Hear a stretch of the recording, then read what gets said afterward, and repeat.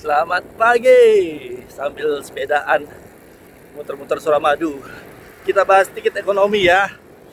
Eh, IGTV saya tentang lockdown, saya memprediksi ekonomi kita akan turun sekitar minus 4%, menjadi minus 4% ketika corona. Tapi melihat kondisi sekarang, kemudian kita melihat data terakhir dari Menq, dia mengatakan bahwa ekonomi kita turun minus 3,8%.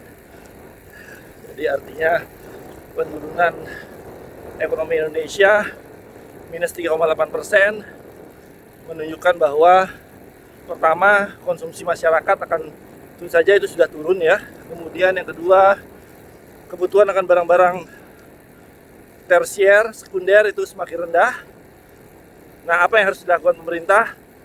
Sebenarnya ada satu cara, yaitu ada yang namanya, mungkin ini akan banyak tentangan dari para pengamat ekonomi. Namanya itu adalah, saya sambil naik sepeda, goyang-goyang sepeda saya. Ada yang namanya helikopter money istilahnya.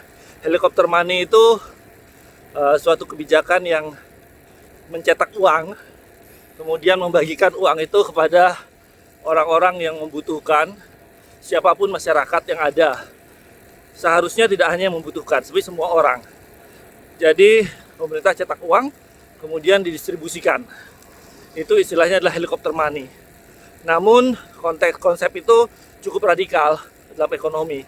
Kenapa? Karena itu bisa memicu inflationary yang sangat tinggi.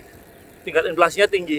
Dan pemerintah harus mengukur gap dari surplus cadangan devisa, surplus dari besarnya neraca perjalanan Indonesia, juga harus dilihat apakah mencukupi nggak untuk melakukan helikopter money. Pro kontranya nanti saya bahas lagi ya.